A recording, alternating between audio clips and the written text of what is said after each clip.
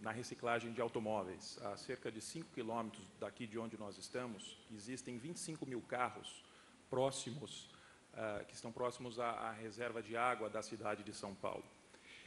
Uma pergunta que eu acho bastante pertinente é saber se existe tecnologia para dar o tratamento adequado para as baterias dos carros elétricos, de modo que não contamine os mananciais. Então, eu gostaria de ouvir, quando milhões de carros, se eventualmente essa for a escolha, existirem, se existe uma tecnologia segura, uma vez que em países que não têm recursos, haverá, acredito, um problema semelhante ao que a gente consegue ver a pouca distância daqui. Obrigado. Sir? Could you pass the mic down to this gentleman?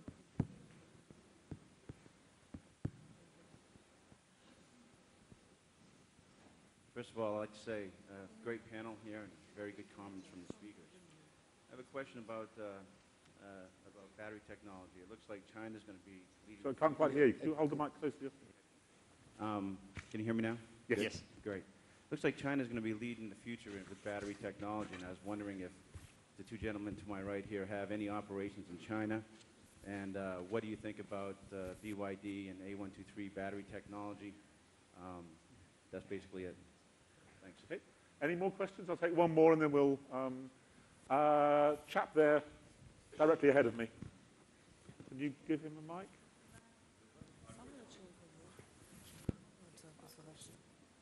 This gentleman? Directly ahead? Yes, carry on, carry on, carry on. One more. That's him. Good morning. If for some reason, through government regulations, everybody had to drive an electric car, what will be the requirement in power companies to drive, say, a nation like the United States with 200 million cars with electricity? Okay. So we have recycling car batteries.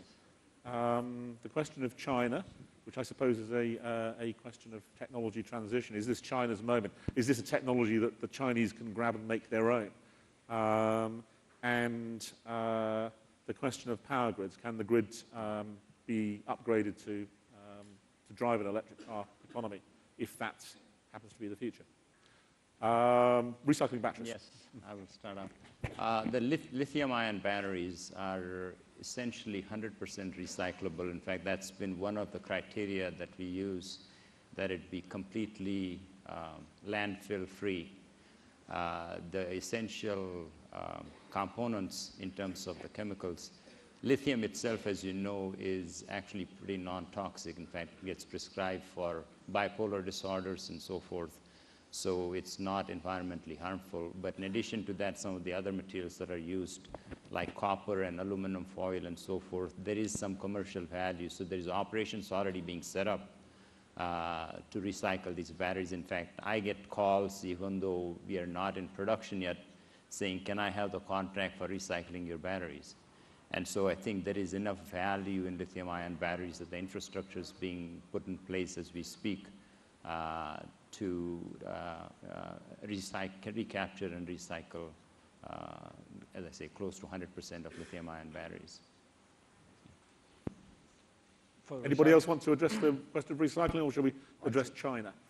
Yeah, I would rather address China. I pretty fine. much agree. Yes. I'll add to China. I think I actually don't think China necessarily will lead in the generation of electric vehicles. I actually think the United States has the possibility right now of leading.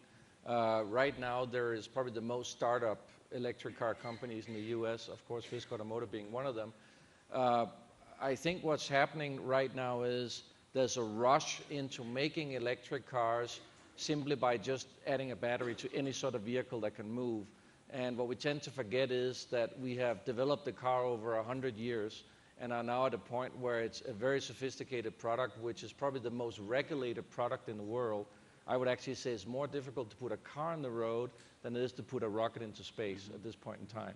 with all the regulations and crash tests it has to fulfill. So right now, the Chinese cars that was mentioned before, which are driving around with batteries, have no chance of being sold either in the US or in Europe because they simply aren't certified for all the legal requirements that's necessary. They're not up to the quality standards that we expect. I believe right now that some of the leading manufacturers of lithium-ion battery and technical development, at least some of it is happening in the US. A123, Enadel, I think especially Enadel is a good example that we are working with. I think what most people forget is that you just don't drop a battery into a car, an electric motor. You actually have to redesign the entire vehicle. And I don't want to go into all the specifics here, but the vehicle integration, you have to imagine there's about more than 3,000 parts, sometimes more than 5,000 parts in a vehicle. And all these parts have to be integrated, and they have to work, and they have to be crash tested. And this is really where the technology is important and the understanding of how to build vehicles. And I think Europe and the US still have the lead in that. The question right now is there enough financial means in the US and in Europe to back the development of this? And this is where there is a possibility that China, for instance, could get ahead in the next couple of years if the financial means are not available for the companies, because you need hundreds of millions of dollars to invest into the car industry. It doesn't matter what type of vehicle you do. So I still believe in the US there is somewhat of a lead, even over China right now. But is it not possible to take the contrary position that the regulation, China is being a much less regulated country, that they will be able to experiment and develop things which cannot be developed in the West, and in essence act like a skunk works? I mean, what we're talking about with battery, to my mind, the real distinction between the biofuel future and the battery future, and I accept that petroleum is on the way out. I think that is A, desirable, and B, likely. But the biofuels future is, as you said, it's essentially business as usual. It's finding something that can fit with the existing infrastructure. And that is its advantage, that it fits with the existing infrastructure. Whereas the electric future is a classic disruptive technology. It is something which achieves an existing goal, which has an existing market by a completely different method. And such technologies are very dangerous to existing companies. And they often appear in areas which are not much governed, not much regulated, and the existing companies look on with horror because there's very little they can do about it. China being a less regulated country, the Chinese companies can experiment with this, come up with something that works, and then go to America, then go to Europe and say, this works, it's safe, it's effective, your regulations are in fact a trade barrier, and we're going to go to the WTO and have them swept away. No, I look at it differently. I agree with you that it's a disruptive technology, and I agree that the old car company, so to speak, probably has a bigger problem to adjust quickly enough, because you have to think completely different, out of the box.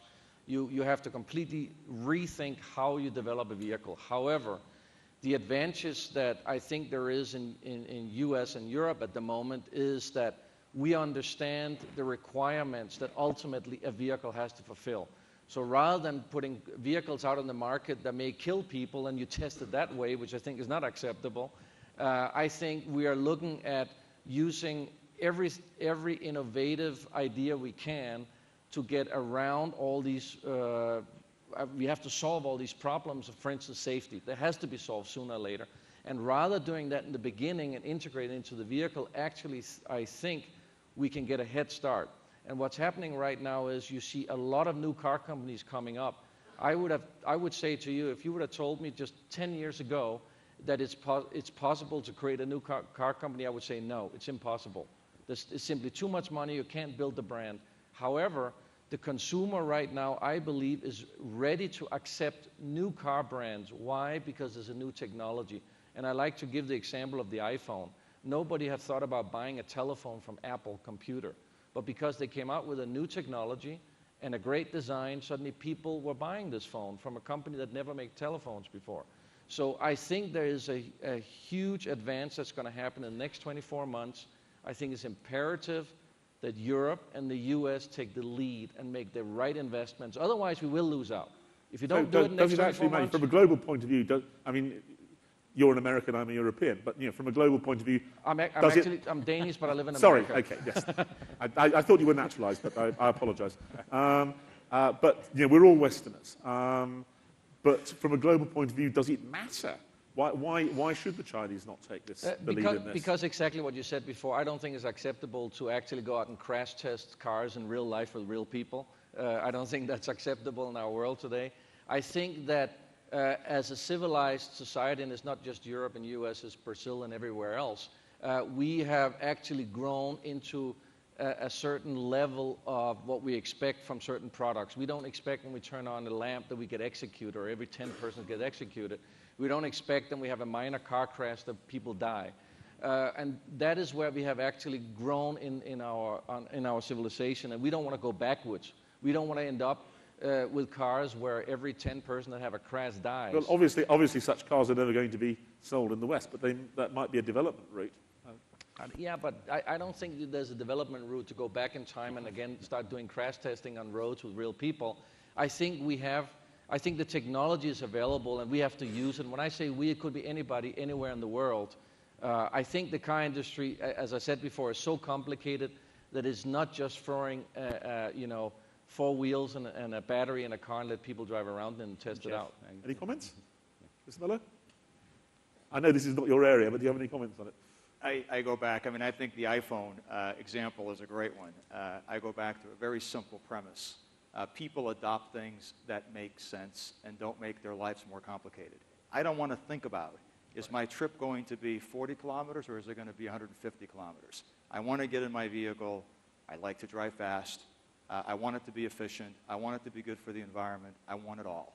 The iPhone adopted quickly because it gave us all that we wanted for, even things we didn't know to ask for. I believe that's the same issue with fuel. People don't want to think about fuel. As a matter of fact, it's interesting. If you look at the adoption of hybrids, and I know they're not the electric that we're talking about, but they are a proxy for how adoption occurs in a new technology that compromises people's choices. We're less than 2% after 4 to 5 years, and most of the cars that were sold initially were sold in California because they enabled people to drive in the high occupancy lane. They enabled people to get to work faster in traffic. That's why they bought the vehicle, not because it was a hybrid.